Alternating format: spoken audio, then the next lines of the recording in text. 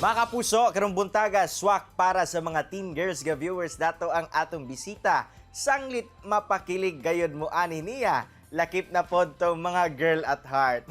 Bitaw, dili nato dugayon ato makauban ang Mr. Teen Valencia 2022 nga si Rolimar Ferreira Jr. Hello Rolimar, good morning and welcome din sa At Home with GMA Regional TV. Kumusta ka? Hello sir, good morning and good morning sa itong mga viewers dito sa atong GMA Regional TV. And kamusta ko? I am so pleased and honored sir na ako today as your guest to represent the youth of Valencia City, the city of Golden Harvest. No, para ma-showcase na kami din sa youth sa Valencia ba. Alright, maayo kay ana ka sa maayong kahimtang karon rol, pero tuod, congratulations sa imong kadaugan isip Mr. Teen Valencia 2022. Tuod, kumusta ba? Nag-sink in na ba sa imo nga nakuha gayud nimo ang imong gipangandoy? Yes, of course, nag-sink in na gid sa kuha sir sa akong kadaugan as Mr. Teen Valencia 2022 kay throughout the journey pa lang sa kaning Mr. Teen Valencia 2022 ako na gining gipangandaman silbi gig gusto na ko ni nga makapil ko ani na magamit na ko na siya nga platform para makuha na tong advocacy and ma-empower na to ang atong mga kauban ni so nag-sink in na gid sa ako and ready ko na crown ko as Mr. Teen 2020 Mr. Teen Valencia 2022. During the said competition role, unsa ba ang nahimo nimong mindset o strategies nga miresulta man gayod sa imong pagkadaog? Unsa sab nga parte sa pageant ang maingon nimo nga imong paborito? It's just simple, sir. No? Simple siya paminawon pero it takes a lot of hard work para buhaton. Kung mindset ra gid ani sir kay focus sa goal. Gusto ko madaog. Gusto ko madaog kay ako'y purpose lagi sir. Ako mindset lagi sir nga focus lang gid ako sa goal. Miska unsa nga mga problema maabot ato nga tubangon. And dili na to kalimtan ang mga tao nga nagasuporta sa tuwa. Let's not be selfish kay it's the success of the people who are behind you sa kana nga kuan kadaugan.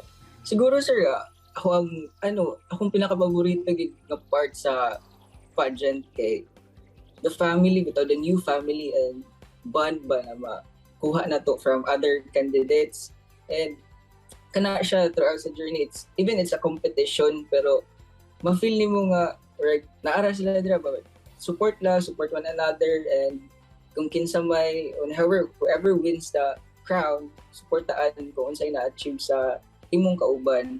Syempre, gawas sa looks kinahanglan sab nga aduna kay mahatag nga maayo ngadto sa katilingban isip modelo sa kabataan. Unsa pud ba ang advokasya nimo rol? Ulaw mo punta sa good looks sir pero sige.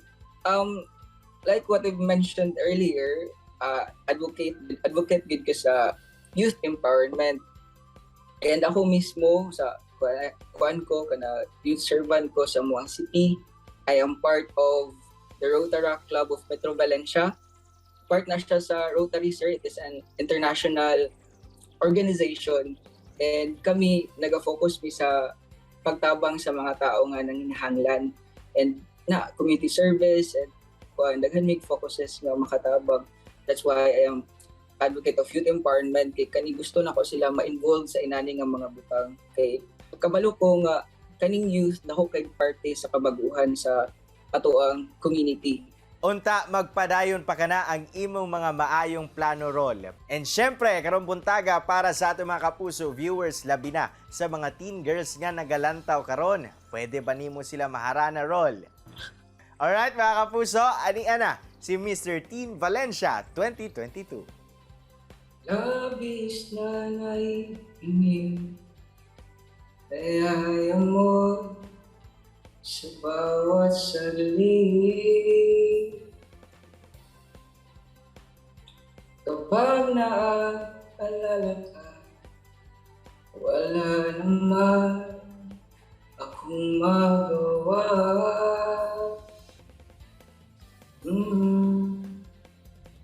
Umuwi ka na baby, di na ako sanay nang wala ka. Mahirap ang mag-isa at At sa gabi na hanap-hanap kita, la hanggang kailan ako maghihintay makasama ka muli sa buhay kong puno ng paghirap. At tanging ikaw lang ang umapawi sa mga luha at naglalagay ng ngiti sa mga labi. Nako, sigurado good vibes gayon ang gibati sa mga kapuso karong buntaga. Dagan kang salamat Rolimar sa imong oras nga gihatag dinhi sa At Home with GMA Regional TV padayon sa pag-uswag. Thank you, sir. Mga kapuso, chillax lang mo kay mo balik pa ang At Home with GMA Regional TV. Kini ang At Home with GMA Regional TV.